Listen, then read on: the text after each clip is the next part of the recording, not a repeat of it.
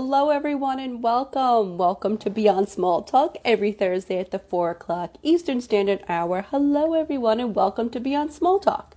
My name is Jackie Janik, and I'm a women's empowerment coach, helping women uncover their purpose and define their own path in the world. And today, you're watching Beyond Small Talk. Real women, real conversations, elevating womankind one talk at a time. Hello, everyone. Benitha, Carrie, Allie. Hello, everyone, and thank you for joining. Today, my co-host, her name is Becca. It's just Becca. She is a singer, songwriter, composer, producer. She's celebrating life and endless possibilities every day. And I'm so excited to have her on. I haven't seen her in it's been COVID, but I haven't seen her in so long, and we're going to talk today about her journey following her dreams. I'm just getting her on. Sorry. The title of this talk is Beca's Dreams.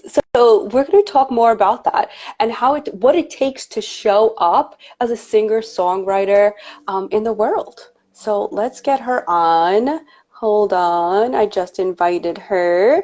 I hope she's able to do it. Give it a sec, peeps. Anyway, hi, Allie. Thanks for the wave. Hi! Hi! So good to see you. Hello! So good to see you. Oh my Yeah. God. It's been years. I know, Years. it's been so long. I'm so glad you invited me to do this. Thank you. Thank you. You look gorgeous. Oh, thank you. You too. And where are you? Are you where are you? I'm in Los Angeles at my apartment where I record music. That's my studio. So Yeah, it looks like a studio. I was like, you yeah. look very so what you do. And I was talking about, you're a singer, you're a songwriter, and I remember you before you were a singer and a songwriter, when you started to follow that passion and that purpose, and you just left New York. And I was always like, she has such good lady balls. I want those. Aw, So, thanks. yeah. Can you share a bit of how did that start? How did you get those balls to be like, you know what, I'm just going to go out and do it? Because it's not easy being a singer, songwriter. I'm assuming. I don't know. No. Yeah, no, for sure. I mean, it's definitely been a journey. I mean, I think I've always been pursuing my dreams and pursuing music from as early as I can remember. I grew up studying all different types of music. I ended up going to college at Juilliard to study composition, thinking I'd want to go into film scoring at some point, but then I really wanted to perform because I grew up performing in all sorts of different ensembles and groups. And it was actually, I think, what the time I knew you, I was started to perform as a singer-songwriter or electronic artist in New York City. And then about 6 years ago, I moved out to LA, where I continued doing that and performing. And then a couple years ago, I kind of got the bug to kind of return to my passion for writing for TV and film, which that's been sort of my focus lately. So I've been sort of merging the artist composer roles lately, which has been really fun. Oh, that's awesome. Now, what does that entail, writing? I don't know any of that, what that means. It means collaborations, for example, one project I did was for a Bounty commercial last year. So the creative director invited me to do a demo for the brand, and then which I did, and came up with a song idea and then pitched it to him. Then he pitched it to the brand, and then after a bunch of rounds, he had to kind of get approval from a lot of different teams, and then they decided it was a go. So then last year it came out. That was really exciting to have a song with Bounty across all different streaming platforms. So that was one example. Another example is I've been writing for some libraries for TV and film. So basically I'll write a bunch of music, it'll go into a library, and then whatever production can find my music there. And then that brings me to my more current project, which I just got hired to compose my first feature-length film. So I'll be actually scoring an original score for a film, which I'm really excited about. I've been working towards that for a long time. So really looking forward to delving into that project later this month. Oh my God, that sounds amazing. And of course, it leads me to like 50,000 questions. But one is like, where do you find the inspiration? Like, where do you get your creativity to do this? Oh my gosh. I feel like inspiration is just everywhere around us, all around us. We just have to keep our eyes and ears open to it. There's times where I'm super open. I just try to stay open to life and like nature, people in my life inspire me all the time, like films I see or like pieces of artwork. Um, I don't know. I feel like a lot of like live performances too and dance performances can spark an ideation I'm having. And yeah, like ideas just kind of like come just kind of randomly. And also like if you focus on something like, hey, I want to write about a certain subject matter or playing around with an idea, it kind of feels like it comes in various different ways. So I try to just stay open to the world and however it comes. That's great. Like just staying open because my day job, I do some creative work in it, and there'll be moments where I'm like, I'm just stuck. I'm like, I just don't know. I'm just like stuck. So it's usually like I have to change environment or I have to do something that just like feels good or like takes my mind off of necessarily like, sometimes you're like trying to think so hard and you're like, oh my God, I have to be creative. And then you're like, shit. Oh my It's like gosh. it just doesn't pop like this, where some people are like, "Oh, you have 1 hour, be creative," and you're like, "What? Really?" Like, well, that happens to me. So, Totally. Oh my gosh, it happens all the time. And when I get yeah. stuck, which happens a lot, I think for everyone, that's when I try to like change something like my environment or like take a walk outside.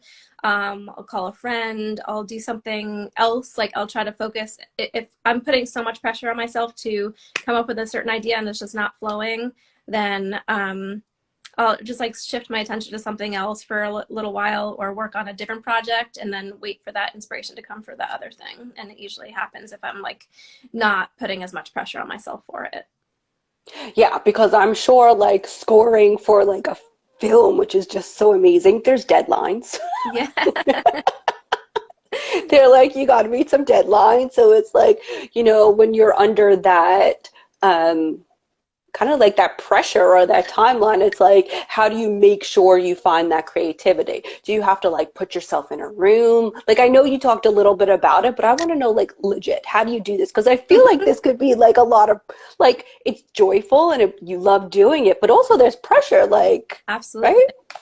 Well, I find like some ways I get unstuck is like moving my body. Like I'll Hmm. like dance around my room or like with my partner, like sometimes we'll like dance in the living room, put on some music, or I'll go outside and take a walk and just like try to be really present with whatever sounds are like happening in nature. Like when I was a kid, I would imagine that I heard the music like rustling in the trees and the wind. And so like that kind of like sense of like childlike wonder, I'm always trying to kind of bring myself back to that place of like total um just really being kind of open and full of wonder to the world because there's so much happening around us at all times and we're like bombarded with constant feedback and overstimulation like of social media. Yeah. So like sometimes I'll just like force myself to take a break from that stuff and just kind of like clear my space and kind of get into another way of focusing my energy. If that does that make I sense? love how you say like completely and like you talked about like your childlike because I think the older we get, I'm in my 40s that there's been like you said so much noise and so much Yeah. feedback. Like feedback of who I'm becoming or what I feel is creative or what I like or like what inspires me that the older we get I feel like well there's all the judgment. I'm like this is my judgment. Like it's banging me on the head like judge and that you can tap back into like a childlike state or remembering that I think it just Yeah. feels more like light and flowing and like can you tell us a little bit more about like your childhood because you said you started with music and your passion when you were a kid like how did that pop up were you like I just want to be on stage. Oh my gosh, yeah. I think like well, I grew up, I was really lucky to have a really like cultural, like musical family. My parents had like a big stack of records that they would always play. And we didn't have a piano growing up until I was 5, but that came about because I would like hear music on the radio or whatever and go play piano at other people's houses. And then my mom kind of figured out like, oh, we need to get our piano lessons. And so the piano teacher like knew about me. And so like I just like, it was something that I've always just done naturally. I think I've just like always had an inclination towards making art. Like I grew up kind of doing lots of different arts like dancing and painting classes and gymnastics and voice lessons and piano lessons, and I just kind of like had like a voracious appetite for the arts, and then eventually kind of like it was hard to keep up with all of them, and then music kind of took over everything, and then I was just kind of like, okay, this is what I'm doing. I always knew that I had something to say, and I wanted to share that with people and like lift other people up with music in some way. Yeah. And that's good that you're sharing your voice. Does it ever become, because even like I just started this podcast like a year ago. It's a little over a year, and I'm showing up every week on like this video, and now with Zooms and everything like that, I feel like we're always staring at ourselves. Like I keep staring at myself, and I was like, oh, pointing at all the things. It takes a lot of courage, because when you pour out like me, like you're pouring out like your thoughts, your feelings, your emotion, your voice onto paper and then into music form. How do you feel like when a new song comes out? Like I know you had some songs, your records of songs, your albums of songs. Like what are you thinking on the release date? Do you care what people think? Do you like, or a selection of people, what they think? Like how do you go through that process of like showing up, being vulnerable and courageous at the same time? Yeah, It's a long question. that's a really good question though. I mean, I think it changes. Like, I think I used to be really focused on what other people think, and it's really hard not to think about that. Like, obviously, we want to be liked and loved by our our friends, our audience, like whoever we're sharing our music with, hoping it'll like reach a lot of different people. But I think it comes down to like me being in integrity with myself and like feeling like I did good work. And like sometimes when like as an artist, you can make like progress very incrementally, and so sometimes it's really hard to like quantify your progress as an artist. Mm. So like when that happens, I'm not getting as many like ears on it as I like had hoped for. Like all I could do is be like, okay, well, like what am I creating next? And also like feeling proud that like I put this thing out there that like took a lot of courage to put out there, because you are really like Mm. sharing your heart and soul with everyone with your music and with yourself, like with your podcast and everything, being vulnerable. And so yeah, like it can feel like a little bit of like you're birthing something, and then also like a little death, like okay, like well, now that that's done, like what's next, you know? Like so sometimes like I can kind of get a little like, if I'm not careful, I can get down on myself or get like a little like depressed of like, okay, like well, this is finished. But then that's sort of what motivates me to keep creating, because if I'm not like constantly creating, then like I'm not really living my true purpose. So I kind of remind myself like, okay, what I'm here to do this thing, and like regardless of however that song performed or that album did or whatever, like I and I want to put attention on that and like the marketing of it and sharing it with people and making sure that it has like a long lifespan as much as possible. um I think my heart is really like now more in kind of just like the continual growth and creation of like, you know, whatever else like needs to happen, because it doesn't just stop there. Like you know, you put something out, but then like I could have a release but still like be creating the same day on something else. So you know, just kind of staying in that constant movement, the cycle of kind of that creative lifespan.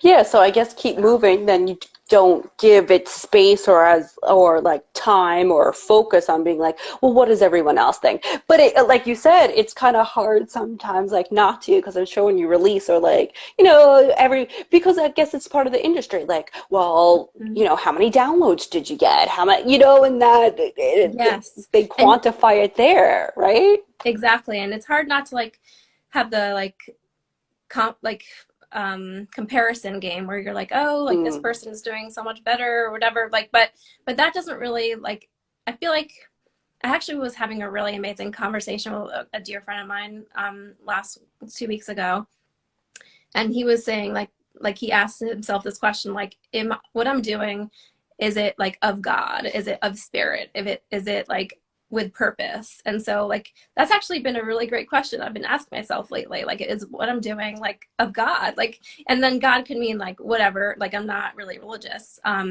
but like, am I really like truly living my purpose right now? And when you're kind of like in your head questioning yourself, like, that's kind of like not your like higher state. So I'm trying to kind of like Mm. live from that place, as hard as and challenging as that can be, because like obviously there's like so much, so much noise in our heads and like thoughts. And one thing that's really been helpful to kind of help and like center and focus me is meditation. Like, I really love the Mm. Calm app, and kind of bringing my thoughts to like more stillness. So that's been really helpful. Yeah, that makes so much sense because lately that's where my creativity has been coming from. I used to play like hardcore music. Sometimes it would be like hardcore rap or hardcore like Metallica. I was like, why am I playing Metallica? Right? And it would be like, I wanted to go this. And that was a few like, even just like, maybe even just a few weeks ago. And then lately I've been craving more of a stillness and a quiet and a calm and like to get out of my head. So I think from where you're going is like knowing yourself, right? And being in Yeah. tune with who you are and your needs at the moment and not judging where you get. Sometimes I even judge where I get my creativity. Like, see, I'm judging my creativity. Like, who cares where it comes from, right? As long as I get it and produce it. Mm-hmm. And you said something really interesting about it's like birthing and death at the same time, right? Like that Yeah. is so interesting because even putting this out, like I feel like yes, I birthed it. Like you birth, songs, you birth like so many things, creativity.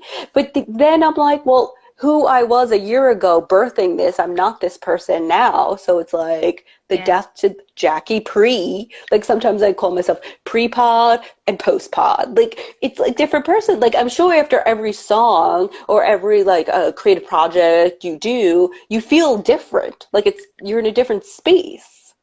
Totally. Yeah, exactly. That's why like I try to not like, I used to wait for a long time before I released things, because like, okay, like got to get everything perfect, or get the release plan in place and everything. But now I'm more interested in just like getting things out and then like moving on to the next project, because that's where I feel like I'm like I'm the best at doing that, because like that's what I'm meant to be doing. So like if I'm not in that state, then I'll have too much time on my hands to think about it. So, that's not really helpful for anyone. So, No, and you said the perfect thing, perfectionism. Like that kills all dreams. I yeah. was spoke to someone last season. You might know her, Cynthia Santiago. She was part of SEC like a while ago, and we were talking about dream circles, and she was talking about perfectionism, and I was like, that kills all dreams. So it's interesting that you said that. So it's like, do you have a percentage of like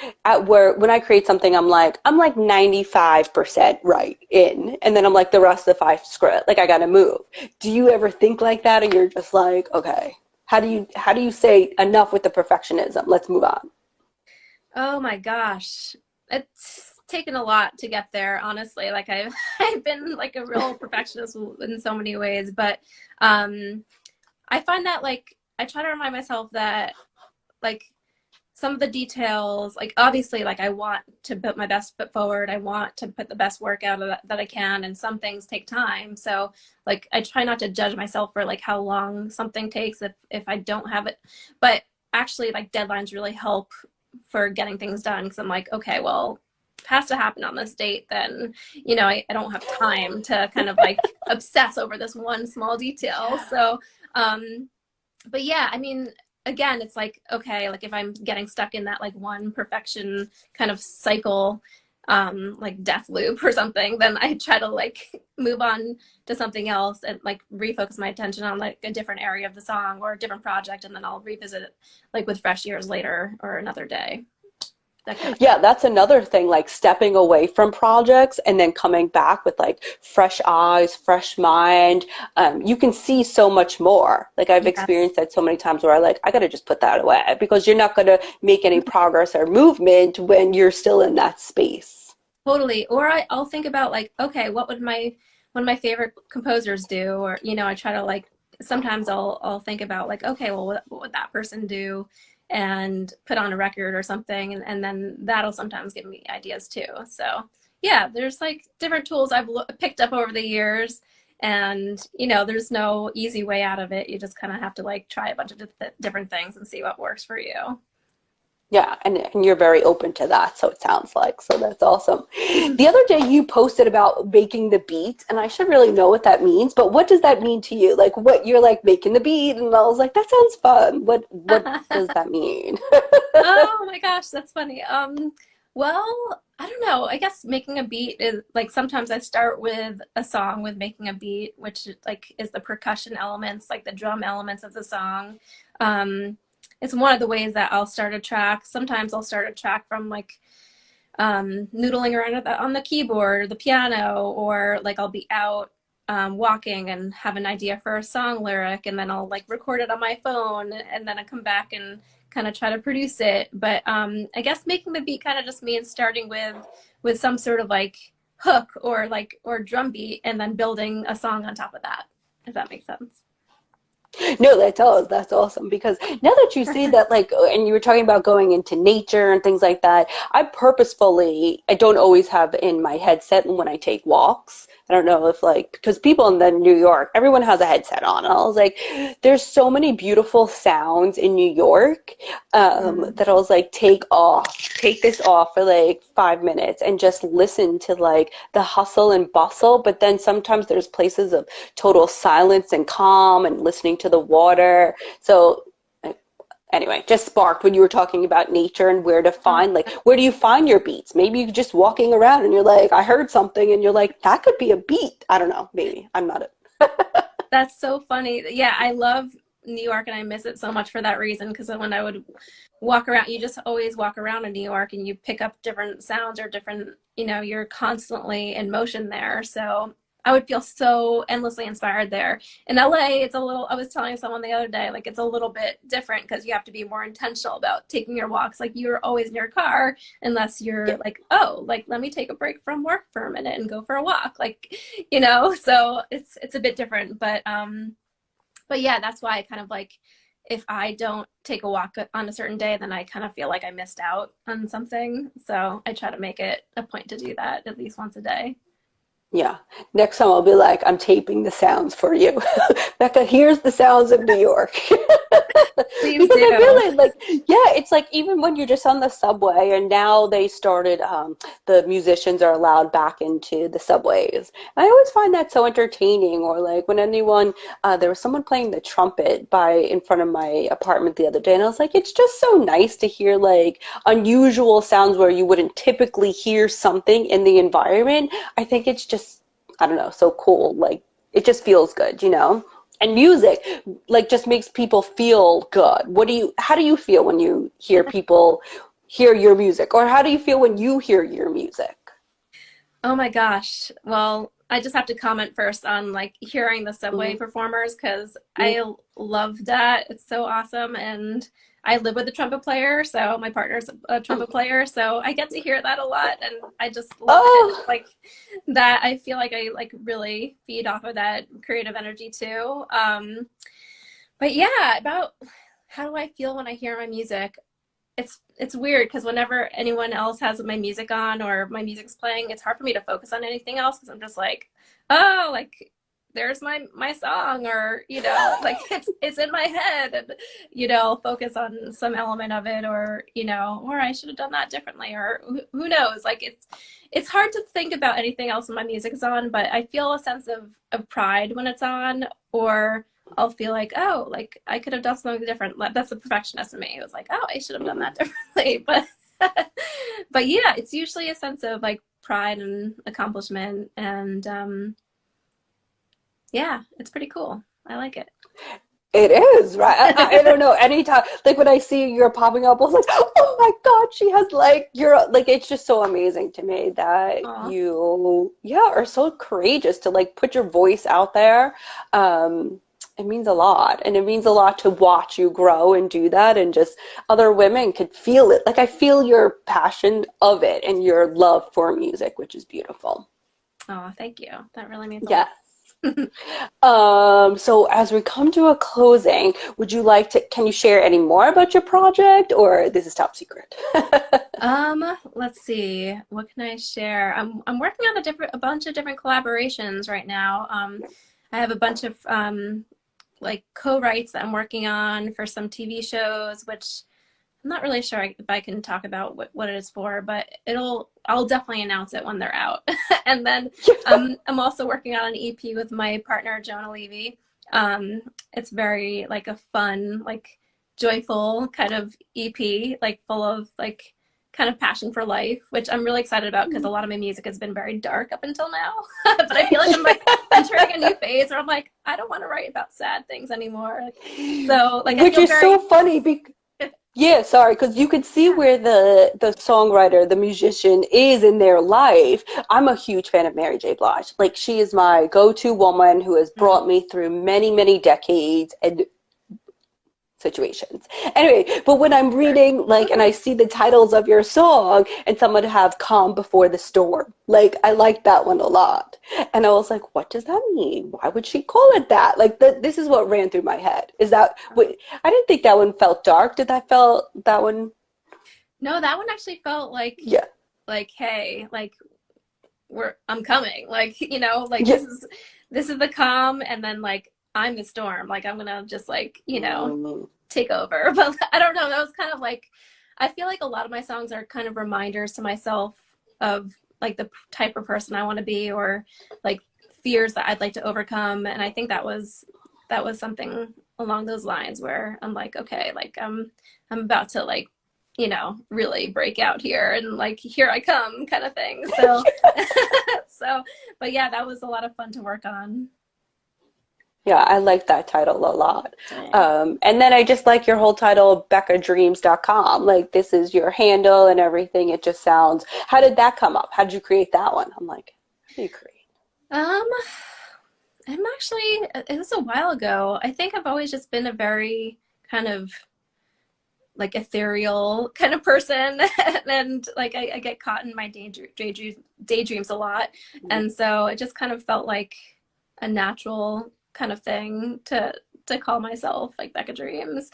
But yeah, I actually have another project that I wanted to mention, which is I wrote a song for an upcoming film called I'm Mordecai, which is coming out later this year, starring Judd Hirsch. My partner and I co-wrote a song together because it's actually a cool story. Like one of my colleagues from Juilliard I went to school with composed the score. Maddie Kaczynski is a really talented composer, and he hired Jonah to do a bunch of music contracting for it. And then they actually needed a bunch of songs to put into like some party scenes, like for licensing. So they ended up licensing a bunch of my songs. And the director really liked my music and was like, hey, would you like to write an original song for this big montage scene in the middle of the film? So he actually commissioned us to compose a song for the film. So that was really a fun project to collaborate with the director on that. And so that was earlier this year. So when that comes out, I'll definitely let everyone know.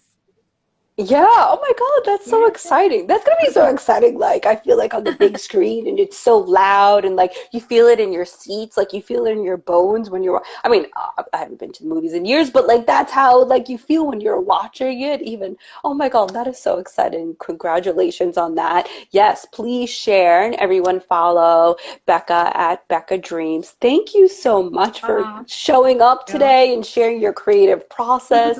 I hope everyone got some tips and tools from you. I sure did. Like, I'm like, if you need creativity, just go follow her. Aw, you're so sweet. Thank you. It's great to talk to you, Thank you Jackie. so much. Yeah. You too. It's so nice to see you, Becca. Thank you You so too. much. And thank you for showing up. And if you need, you must watch this over again because you want to hear more from Becca and follow her journey. So you can watch on Spotify, Audible. Check her out on Spotify, Apple Pod, and everywhere you get your pods. Thank you so much. Thank you, Becca. You. Bye, Talk to you everyone. soon. Thanks for Bye. watching. Bye. Bye.